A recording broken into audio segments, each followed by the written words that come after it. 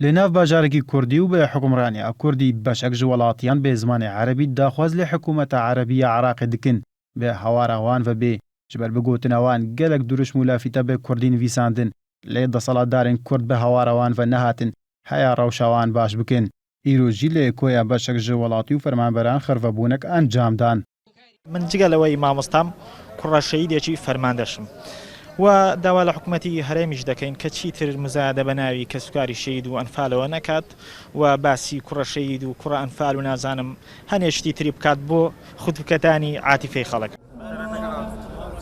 لە حەلەبجا ژی بەشێک ji مامۆستا و خوێندەکار و دایک و بابی خوێندەکاران و هژمارێک فەرمانبەر و وڵاتیان لێ بە ڕێڤەبەرایەتیە گشتی یا پەروەردەیە باژێر خۆپێشاندان ئەنجامدان تەنانەت خۆپێشاندەران داخوازی ئامادەکردنە ji bo ڕاددەستیکردنا پەرلەمان و حکوومەتە عێراقی بکەن.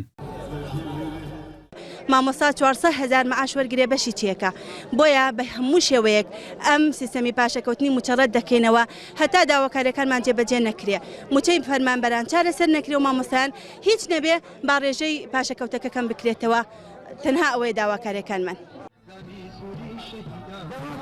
جوداجێ خۆپێشاندان و بایکۆتین هۆڵین خوێندنێ لە خوێندنگە و زانینگەن حەلەبجا هژمارێک ji فەرمانگەیەنی حکوومەتێکی بێ ڕۆی وڵاتیاندا گرتینە و کەس تێدە دەوام ناکا ئەو فەرمانگە و ڕێبەرایەتیان گۆ دەوام دکنجی هەفتیە ڕۆژێکیان دوو ڕۆژان کار دکن